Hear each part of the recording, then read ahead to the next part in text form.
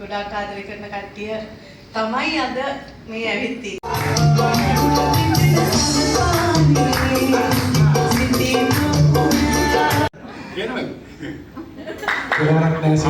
කුමාරවරු තමයි ඒක කුමාරවරු